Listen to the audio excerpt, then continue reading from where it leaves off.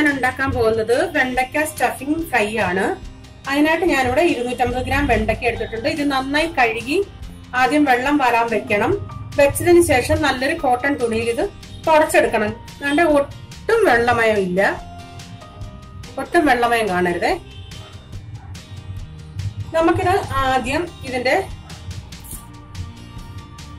ഈ രണ്ട് ഭാഗവും ഒന്ന് കളഞ്ഞെടുക്കാം.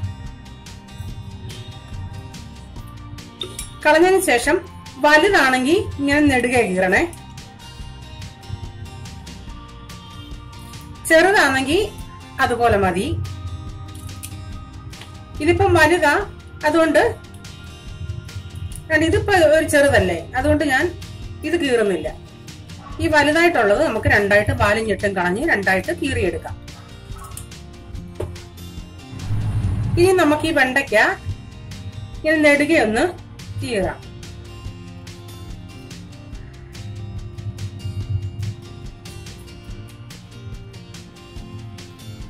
ഇതിന്റെ അകത്ത് അരി എടുത്ത് കളയേണ്ടിയവർക്ക് വേണേ അരി എടുത്ത് കളയാം. കാരണം അരി ഇരിക്കുമ്പോൾ ഒരു കൊഴുപ്പ് കാണും. കുറച്ച് അരിയൊക്കെ വേണമെങ്കിൽ എടുത്ത് കളയാം. അല്ലാതെ അരി ആ കുഴപ്പമില്ല എങ്കിൽ എടുത്ത് കളഞ്ഞില്ലേലും കുഴപ്പമില്ലേ. ഇവിടെ വരെ കട്ട് ചെയ്തിട്ടില്ല. ഇങ്ങനെ നമ്മള് ഇങ്ങനെ എല്ലാം ഒന്ന് കട്ട് ചെയ്തെടുക്കാം.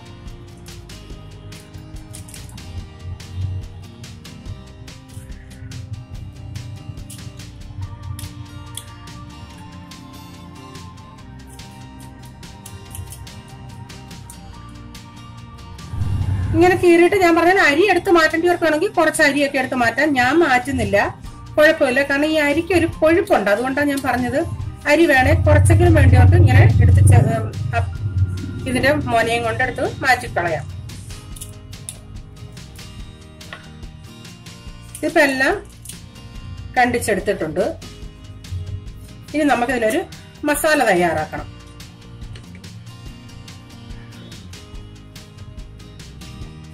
ഞാനിവിടെ കുറച്ച് കപ്പലണ്ടി, എന്റെ കയ്യിൽ ഇരിക്കുന്നത് പച്ചക്കപ്പലണ്ടിയാണ്. ഞാനിതൊന്ന് ജസ്റ്റ് ഒന്ന് പാനിന്റെ അകത്തിട്ടൊന്ന് വറുത്തിട്ടുണ്ട്. ഒരു 3 ടേബിൾ സ്പൂൺ ഉണ്ട്.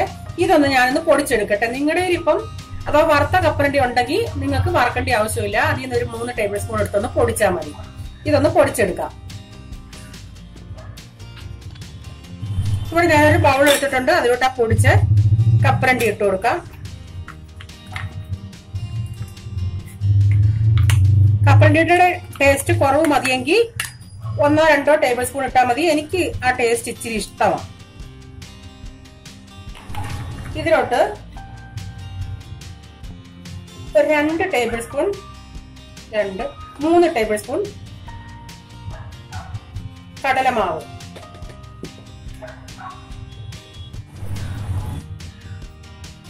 ആവശ്യത്തിനുള്ള ഉപ്പ്,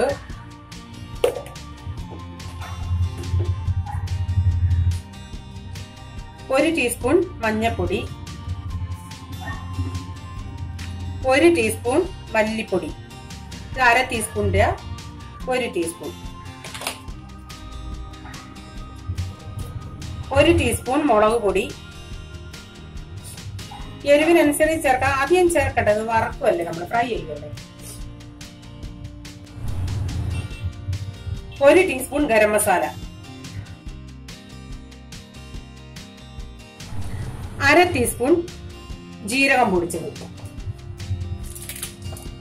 പിന്നെ ഇത് ഡ്രൈ മാംഗോ പൗഡർ. ഇത് വെളിനാട്ടിലൊക്കെ കിട്ടും, നാട്ടിൽ കിട്ടുമോ എന്ന് എനിക്ക് സംശയം. ഇതില്ലെങ്കിൽ നിങ്ങൾക്ക് ഇത് കുറച്ച് നാരങ്ങാ നീര്, 1 ടേബിൾ സ്പൂൺ അങ്ങനെ നാരങ്ങാ നീര് പിഴിഞ്ഞൊഴിക്കാം. ഇത് 1 ടീസ്പൂൺ.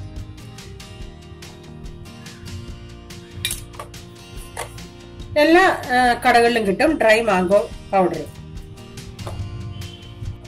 ഇതെല്ലാം കൂടെ നമുക്കൊന്ന് മിക്സ് ചെയ്യാം.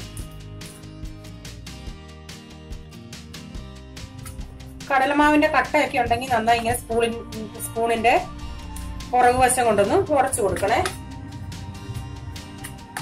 ഇപ്പൊ മിക്സ് ചെയ്തെടുത്തിട്ടുണ്ട്.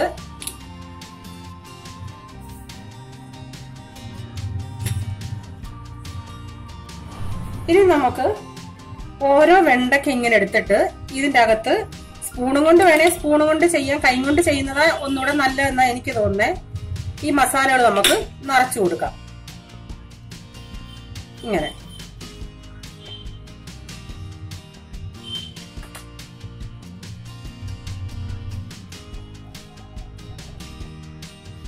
ഈ മുകളിൽ അധികം ഉള്ളത് ഇങ്ങനെ സ്പൂണും കൊണ്ട് ഇങ്ങനെ തട്ടിക്കളഞ്ഞേരെ. ഞാൻ പറഞ്ഞു അരി എടുത്ത് മാറ്റേണ്ടവർക്ക് അരി എടുത്ത് മാറ്റാം. ഇതിന്റെ അകത്തോട്ട് ഇങ്ങനെ 2 കൈ കൊണ്ടും ഇട്ടതിന് ശേഷം ഇതിങ്ങനെ തട്ടിയാടുത്തി. ഇങ്ങനെല്ലാം ഞാനൊന്ന് മറച്ചെടുക്കട്ടെ.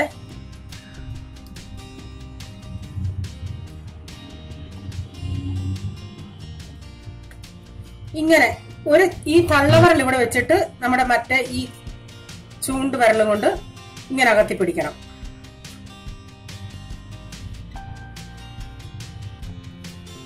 റൈസമ്മോൻ പറയുന്നത് പോലെ അവന്റെ നേഴ്സറിയിൽ പപ്പ ഫിംഗർ, മമ്മി ഫിംഗർ.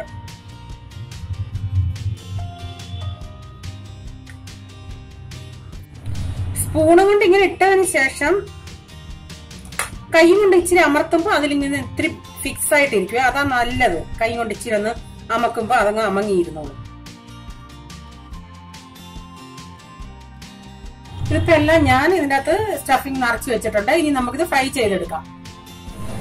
ഇവിടെ ഒരു പാൻ വെച്ചിട്ടുണ്ട്. അതിലോട്ട് നമുക്ക് ഓയിൽ ഒഴിച്ചു കൊടുക്കാം. ഒരു 3 ടേബിൾ സ്പൂൺ അല്ലെങ്കിൽ ഒരു 4 ടേബിൾ സ്പൂൺ ഒഴിച്ചിട്ടുണ്ട്. ഓയിലൊക്കെ നിങ്ങളുടെ താല്പര്യത്തിനനുസരിച്ച് നിങ്ങൾ ഒഴിച്ചോ. കൂടുതൽ വേണേ കൂടുതൽ ഒഴിക്കാം, കുറച്ച് വേണേ കുറച്ചൊഴിക്കാം. ഈ ഓയിൽ ഒന്ന് ചൂടാവട്ടെ.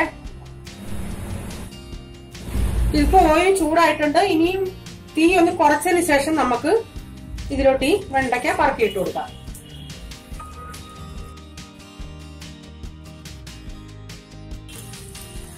കുറഞ്ഞ തീയിൽ ഇരുന്നാ മതിയേ.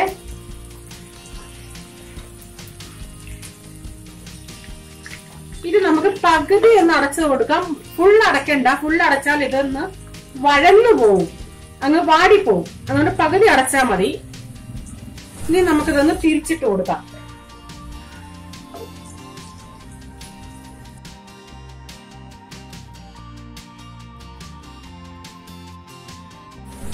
വീണ്ടും ഇതൊന്ന് തിരിച്ചിടാം.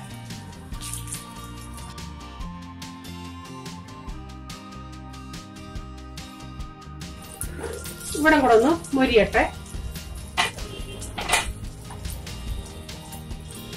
ഇതിപ്പം 2 സൈഡും മൊരിഞ്ഞിട്ടുണ്ട്. ഞാനിതിങ്ങി കോരി എടുക്കുക. ഒരു ടിഷ്യൂ പേപ്പർ ഇട്ടിട്ടിട്ട നന്നായിരിക്കും. കാരണം ഇച്ചിരി എണ്ണയുണ്ടല്ലോ.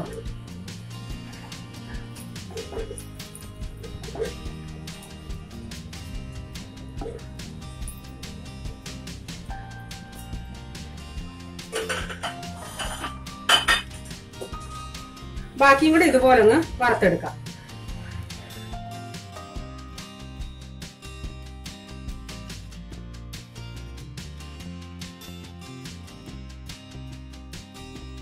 ഇപ്പൊ ഈ അവസാനത്തെ മസാല നമുക്ക് എല്ലാം കൂടെ വേണം. താല്പര്യം ഉള്ളോട്ട് ഇങ്ങനെ അങ്ങ് മിക്സ് ചെയ്ത് എടുക്കാം. അതിന്റെ അകത്തെല്ലാം അങ്ങ് വരണ്ടോളൂ. ഇച്ചിരി ഇവിടെ ഒന്ന് മൂത്തോട്ടെ. ഇനി ഇത് ഞാൻ കോരി എടുക്കാൻ പോവാം.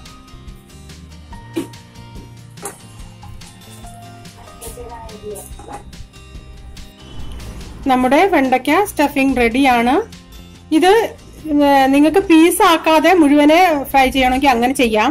അതുപോലെ ഇത്രയും മൊരിയുണ്ടെങ്കിൽ അത്രയും മൊരിയും വേണ്ട.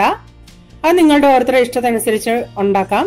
ഇത് നല്ല ടേസ്റ്റിയാ കഴിക്കാൻ. ഇത് നിങ്ങൾ ചെയ്ത് നോക്കുക. ഇഷ്ടപ്പെടുകയാണെങ്കിൽ ഷെയർ ചെയ്യുക. ഇതുപോലുള്ള ഒരു പുതിയ വീഡിയോയുമായി വരും വരെ bye. God bless you. Thank U.